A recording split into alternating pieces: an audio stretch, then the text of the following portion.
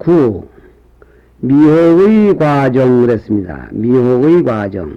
다시 말하면 미혹이라는 말은 불교에서 많이 쓰는 말인데, 어리석을 혹 그랬죠. 이거지. 어리석음의 과정.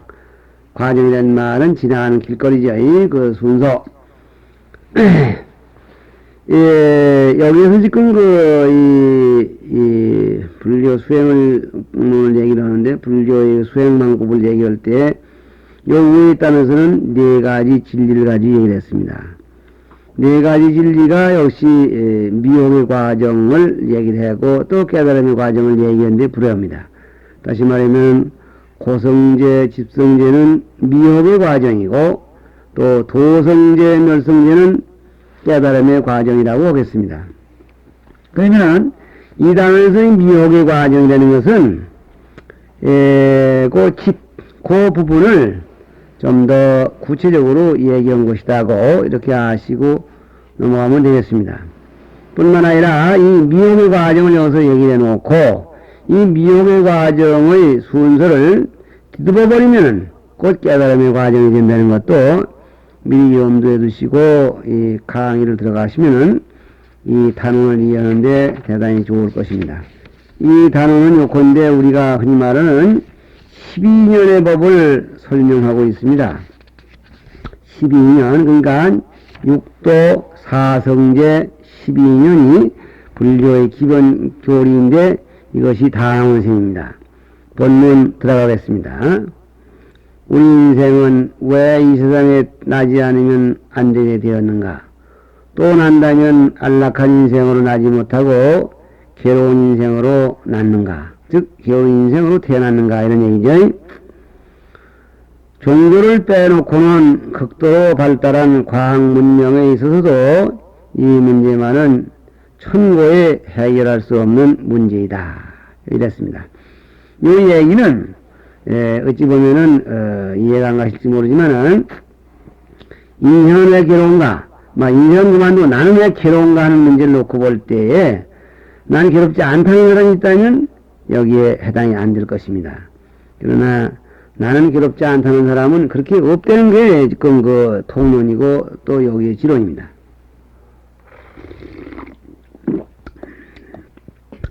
그러면 우리가 이 괴로워하는 그 괴로움을 극도로 발달한 과학 문명이 해결하지 못했다고 이렇게 전제하고 있습니다. 그것은 요새 우리가 귀가 부드럽 많이 들어오는 그런 얘기들이죠. 요즘 세상을 인간 부재의 시대니, 무슨 불신의 시대니 이렇게 얘기를 하고 있습니다. 극도로 발달한 과학 문명이, 우리 문제를 해결하지 못했다는 얘기는 과학 문명이 우리를 편안하게 해준 것에 반해서 과학 문명이 우리를 불안하게 해주고 있다는 것도 오히려 많으면 많았지 결코 적은 현상이 아니기 때문에 하는 말입니다. 그 얘기를 이해를 못하신 분이 있다면은 우선 과학 문명의 극치는 우선 이 기계과학 같은 걸 얘기할 수 있겠는데 요즘 동서진영은 극도로 과학 문명을 발달시켜 가지고 이 무력의 균형은 그 과학 문명, 과학 무기가 얼마만치 발달했냐에 따라서 힘의 균형을 운용하고 있고 그 힘의 균형이 깨지면은 언제 전쟁이 날지 모른다는, 그래서 세계 천인류가 멸망할지 모른다는 이런 더 큰 그런 고통을 우리에게 안겨주고 있는 것입니다.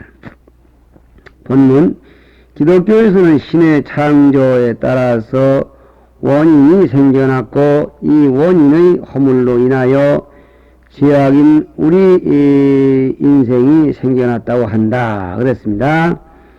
요 지금 우리는 기독교는 잘 모르니까 그저 얘기할 수 없는데 우리가 흔히 흘러다니는 얘기를 보면은 기독교는 이 신의 창조에 따라서 그랬습니다. 신이 우주 만물을 창조했다고 하죠.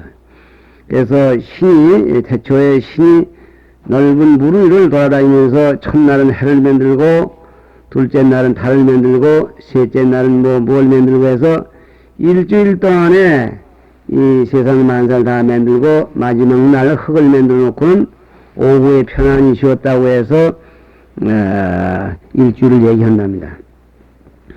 그렇게 만들어 놓은 세상이 살기가 좋았는데 어떤 이 원초 시대의 사람이요. 그 원이란 말은 이 근원자와 똑같은 사람 글자로서 원시대 그 당시에 이 신이 창조하는 세계에 살고 있던 어떤 백성이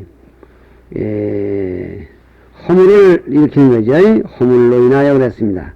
이 허물이란 말은 신이 무슨 과일을 나무를 만들어 놓고 그걸 먹으면 절대 안 되는 나무 열매를 뭐라고 다 만들어 놔놓고 그 열매를 따먹지 말라고 그랬는데 따먹은 죄로 인간이 이렇게 그만 짤짤 고생을 해도 이렇게 벌을 받아서 그 원인의 죄로 우리가 이렇게 태어날 적마다 이렇게 사람은 누구나가 괴롭게만 해라고 한답니다.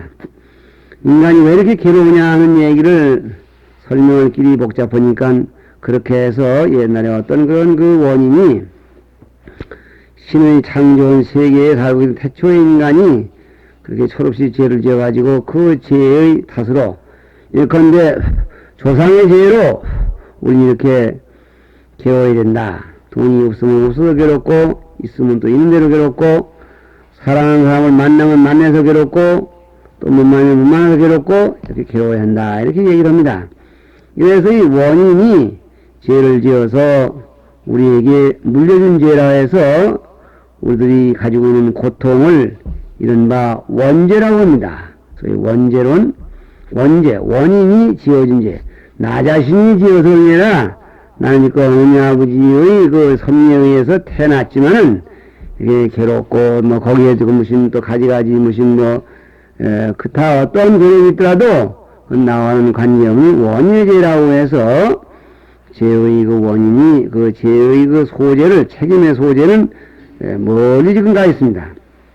이것이 기독교의 얘기로서 어쨌든 인간이 괴롭다고 보는 것은 틀림없는 일이고 인도의 고대 철학에서는 바라문교죠. 우주의 총원리인 신이 있어서 이 신이 바로 브라흐마라는 신입니다. 만물을 내었다고 한다 그랬습니다. 그렇다면 신은 무슨 뜻으로 만물을 내었는가? 그것은 오직 하나가 여럿으로 되려는 뜻에서라고 할 뿐이므로 만족할 만한 완전한 학설이 아니다 그랬습니다. 이 바라문교에서 이 브라흐마 신은 이 무슨 뜻으로 만물을 냈는가? 이 하나 자기 자신 하나가 여럿으로 갈려지려는 그런 욕망이 있어서 그것이 이 세상 모든 것을 변화해내게 됐다 하고 이런 그 변화해내는 그런 힘에 의해서 우리가 만들어져 내고 내면서 이렇게 불평스러운 세상이 됐다 이런 얘기입니다. 여하튼 그 얘기는 기독교의 얘기건 이 브라흐마나 교의 얘기건 모두 이 완벽한 얘기가 되지 못한다 이렇게 봐야 되겠죠. 그러나 모두 불완전한 인생, 괴로운 인생, 불만한 인생이라고 보았다 이런 얘기입니다.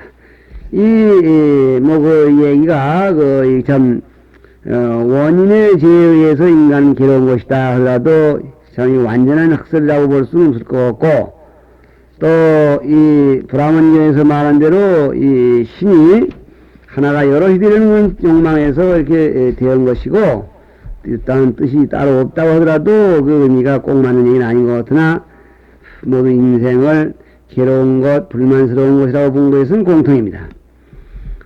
본문은 사람의 욕망대로 한다면 이왕 전지전능하고 절대적인 신이 우리 인생을 만들었다면 불편이 없고 고통이 없이 만들어 주었으면 하는 것이 만인의 공통된 희망일 것이다. 이건 우리가 이해하시겠죠? 56페이지 가고 있습니다. 부처님의 말씀에 따르면 우주와 만물을 창조하는 신은 절대로 없다는 것이다. 우주와 만물을 창조하는 신이 기독교에서도 신의 존재를 얘기를 하고 브라흐마교에서도 신을 인정하는데 불교에서는 우주를 창조하는 신이 없다고 한다고 해서 불교를 무신론이라고 합니다.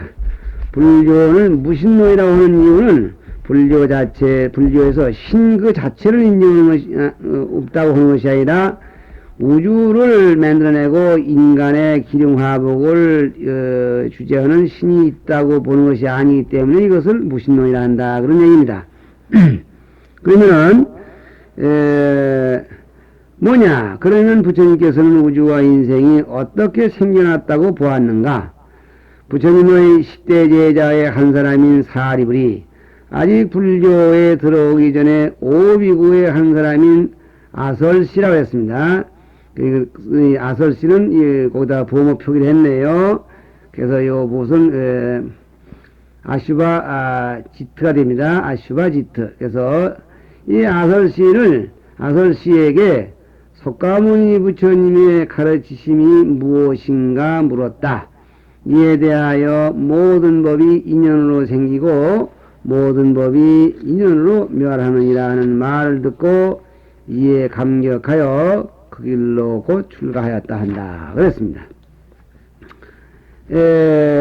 이것이 불교 교리가 무엇이냐, 불교의 기본 교리가 무엇이냐 하는 이러한 그 대답도 되는 말이기도 합니다. 여기서 부처님의 10대 제자의 한 사람 그 말인데, 이 부처님께게는 우리가 평소에 교양반, 이 불교 사마표월지에서도 우리가 지금 그 공부를 하셨겠지만은, 부처님의 제자는 상수제자, 항상 따라다니는 분이 1255명으로 되어 있습니다. 이 1255명이 항상 따라다녔다고 해서 상수제자, 항상 따를 수, 해서 항상 따라다니는 제자. 다시 말하면 이 땅에 몸을 받아가지고 이 땅에 살고 있는 이런 역사적인 인물들입니다. 이러한 이 1255명 가운데서 10명의 제자를 대표적으로 뽑아서 10대 제자 그러는데, 그 10대 제자의 이름을 여러분들이 알아두시는 게 좋겠습니다. 우선 두타제일 가섭존자, 다문제일 안한존자, 두타는 가섭존자와 안한존자죠. 그 다음에 세 번째가 지혜제일 사리불존자. 그래서 부처님 제자 가운데에서 지혜가 가장 지혜롭게 우뚜머리가 되는 분이 여기서 말하는 사리불존자인데, 사리불존자가 그러니까 10대 제자 가운데 한 사람인 사리불, 그러니까 10대 제자 가운데 지혜가 제일이기로 어뜸났던 그런 사리불존자 얘기입니다. 이 사리불존자는 원래 불교에 들어오기 이전에 벌써 부처님 당시에 부처님 연세보다 뭐 한 살 높았다는, 몇 살 높았다는 얘기도 있고요. 아주 가장 나이가 많습니다. 또 뿐만 아니라 이렇게 나이가 많지 불교에 들어오기 전에 이 바라문교에 심취해 있던 이 학자입니다. 대철학자예요. 그러니만치 이 철학적 내지는 종교적 학식 내지는 연령이 매우 깊었던 분입니다. 그분이 이제 하루는 목골령이라는 분이 또 부처님 제자 가운데 있는데, 그분 신통제일이죠. 요 사리불존자는 무슨 뭐가 제일이라고 그랬나요? 지혜제일이시죠. 지혜제일이고, 또 목골련존자는 신통제일입니다. 신통 지옥도 막 드나들고 그런 얘기가 나오죠. 신통제일로 목골련존자. 이 두 분이 똑같이 바라문교의 스승을 믿고 바라문교법을 신봉하던 사람들인데, 하루는 이 높은 언덕에 올라가서 이렇게 바람을 쐬고 있느라니까 저쪽에 아직 보지 못했던 복장을 한 수행자가 오는 걸 봤어요. 저 사람은 뭐 하는 사람이겠는가?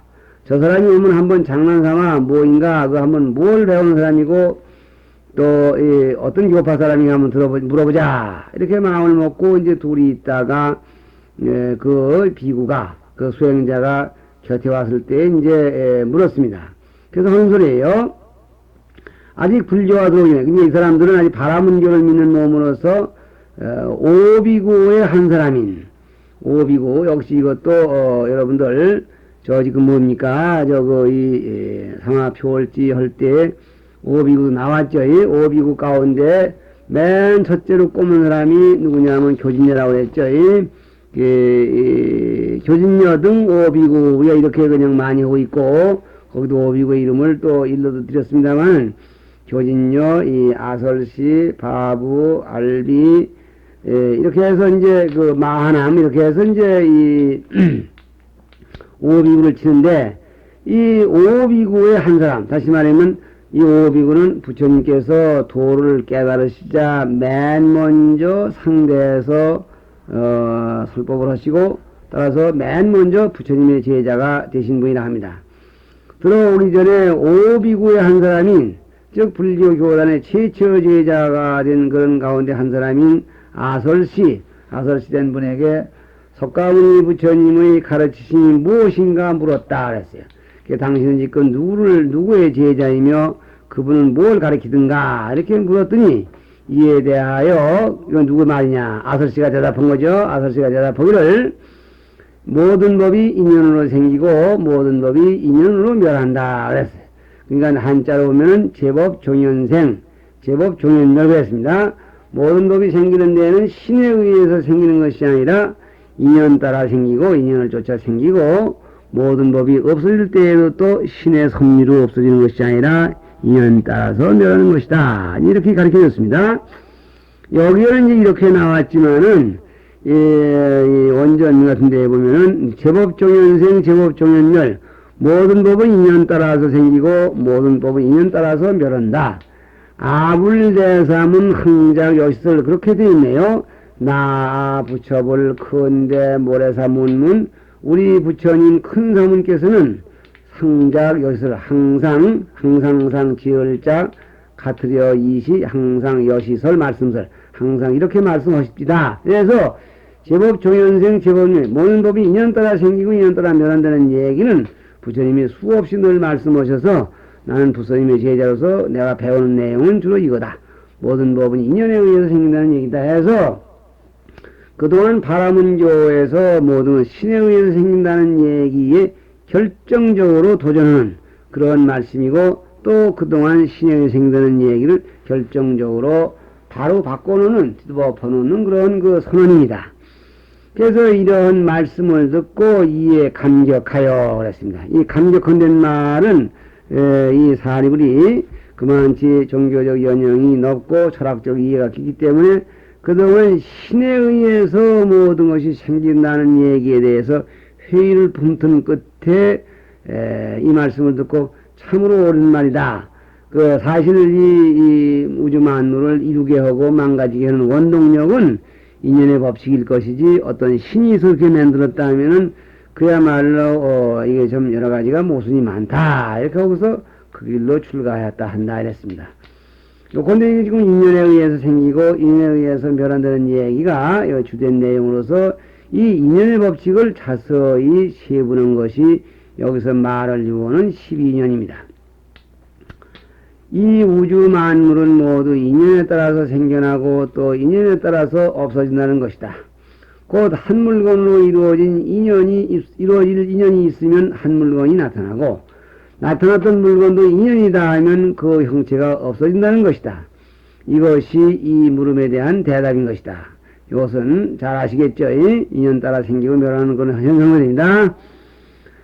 석가모니 부처님이 깨달은 것은 진리요 진리는 법이니 부처님이 깨달은 것은 진리라고 하겠는데 그 진리가 다른 것이 아니라 법이다.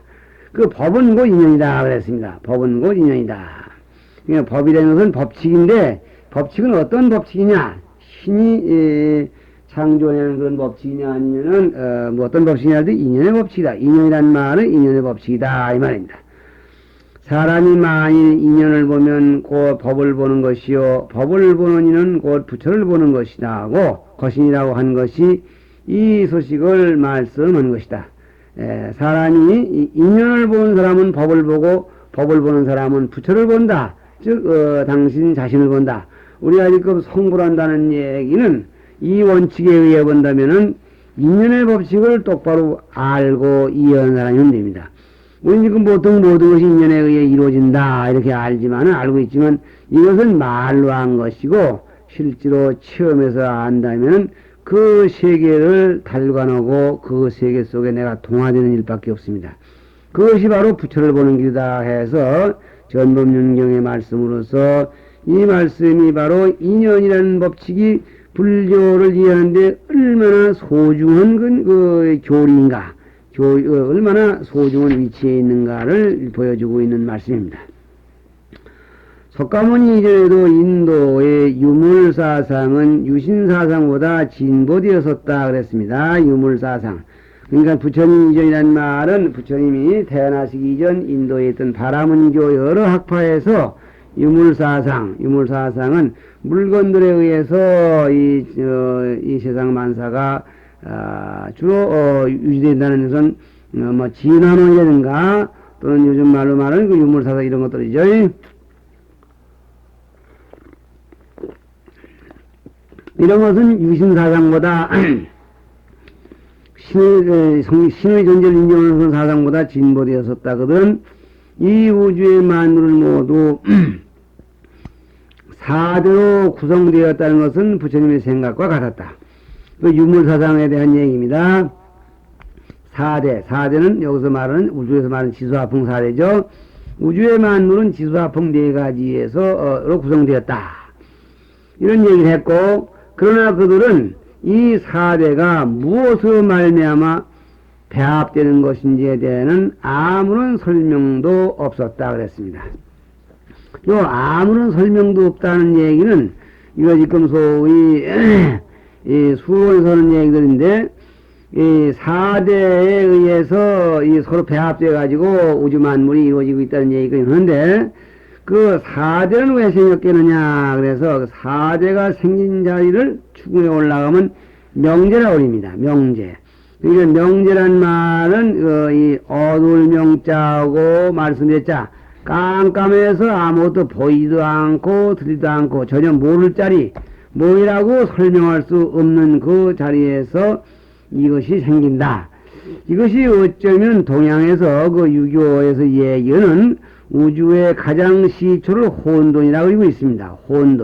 혼돈이란 말은 뭐가 뭔지 요즘도 뭐 혼돈이라는 말을 할 때는 뭐 지금 뒤범벅이 돼서 아주 어지러운 상태를 얘기합니다만은 이 유교에서 말하는 혼돈이랄 때는 음과 양으로도 미쳐 나누기 전에 그런 하나인 기운이라는 게 있었다 그래가지고 그 우주가 생기기 시초의 원초적인 형태를 한 기운이라고 하고 그 한 기운의 모습은 혼돈이라고 설명하고 있습니다. 어쩌면 이것도 일맥상통하는 얘기가 아닌가 모르겠네요. 어쨌든지 이 혼돈이라는 데에서 그 일기에서 혼돈이라고 하는 일기에서 음과 양이 생기고 음과 양이 서로가 상승작용을 함으로 해서 여기서 지금 만물이 생긴다고 이렇게 얘기를 하고 있습니다. 이것이나 그 인도에서 이 유물론자들의 얘기는 명제에 의해서 신화가 생기고 신화에 의해서 이 사대가 생기고 사대에 의해서 지금 뭐 이렇게 여러 가지 현상계가 생겼다고 이렇게 얘기한 것이 결국은 궁극적으로 아무런 설명도 없다는 얘기가 바로 입니다. 그 이상한 설명이 없는데 그런데 부처님께서는 사대는 인연의 힘에 따라서 물질세계나 정신세계로 구성된다고 했다. 그러니까 사대는 인연의 힘, 사대라는 것이 인연의 힘에 의해서 정신세계나 물질세계로 구성이 되고 또 뿐만 아니라 여기서 이렇게 했지만은 더 나아가서는 사대 그 자체도 인연의 힘에 의해서 생겨난 것이라고 얘기를 하시고 계십니다. 이제 예를 들어 말한다면 물질세계에는 지소화풍의 4대 원소가 인연의 힘에 따라서 크고 작은 물체를 이루는 것이요. 지소화풍, 이건 표월제에서 얘기를 했으니까 아시겠지만은 지소화풍은 우리가 이 물체계를 총망라한 그런 얘기들입니다. 이것들이 크고 작은 물체를 이룬다는 것은 우리가 이해할 수 있겠습니다. 동물은 색수상 행식의 오의 인연의 힘에 따라서 육체와 정신이 이루어진다고 하였다.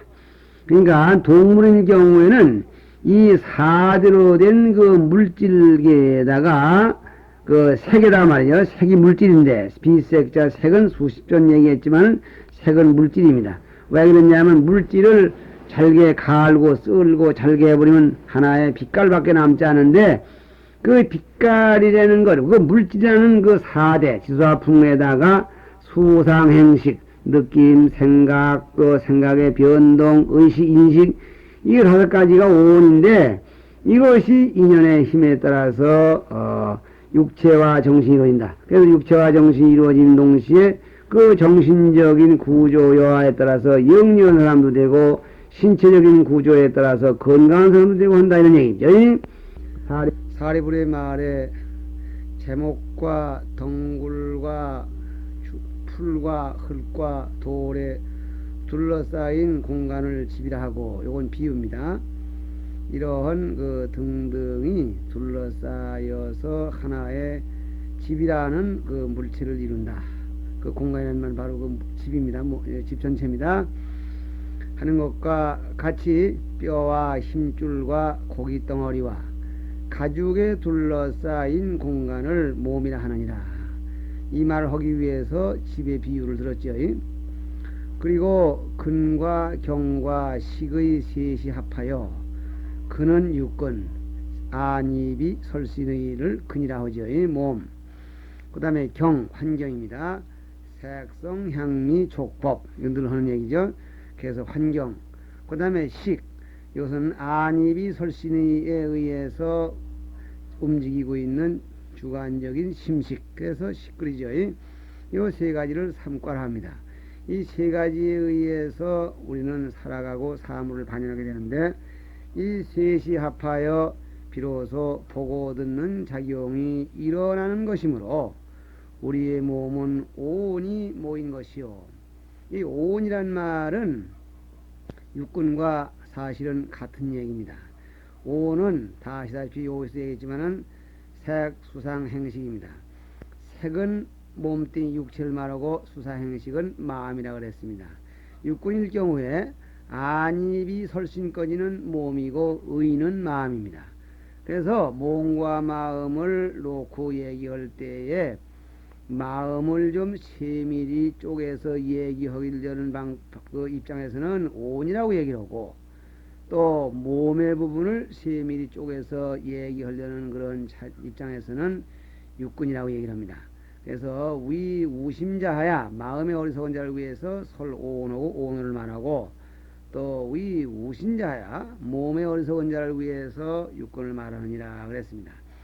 어쨌든 몸은 오온이 모인 것이요 또는 몸은 육군이 모인 것이요 같은 얘기 되겠죠. 또 색수상 행식은 행식은 모두 이 오온에 통섭되는 것이다. 이 오온 가운데 말하면은 오온이라는 이름을 가지고 색수상 행식이라는 그 다섯 가지를 총괄한다 이런 얘기입니다. 세존께서는 사리불의 말이 지금 계속되고 있죠. 연기를 보는 이는 법을 보고 법을 보는 이는 연기를 본다고 말씀하였다. 하셨거니와 이런 얘기죠. 사리불의 말씀이 부처님의 말씀을 인용합니다. 부처님이 이런 말씀하셨다는 얘기는 바로 요 우에서 얘기한 56페이지 끝에서 셋째 줄에 있는 얘기죠.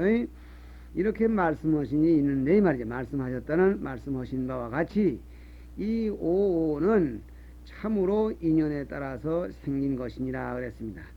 이 오온이라는 그 나를 이루고 있는 오온은 부처님께서 연기를 보는 자가 법을 본다고 하셨는데 이 연기 다시 말하면 인연의 법칙이 모여서 사물이 일어나는 현상을 연기 그러는데 이 인연의 법칙에 의해서 일어나는 하나의 전형적인 예가 우리의 오온이다. 다시 말하면 이 오온 가운데에 어느 하나가 없어도 사람이라고 말할 수가 없죠. 나라고 하는 것이 이루어지지가 않죠. 이 다섯 가지가 골고루 적절하게 서로 의지해서 합성되어 가지고 하나의 인격이 이루어진다. 이 소리입니다. 이 오온은 참으로 인연에 따라서 서로서로 의존하고 서로서로 상대방을 의지해주고 의지하게 해주고 이런 관계에서 나아가는 게 이루어진다. 그래서 오온이 서로 의지해 있는 것이 마치 교로와 같다 그랬습니다. 여기서 잠깐 쉬겠습니다.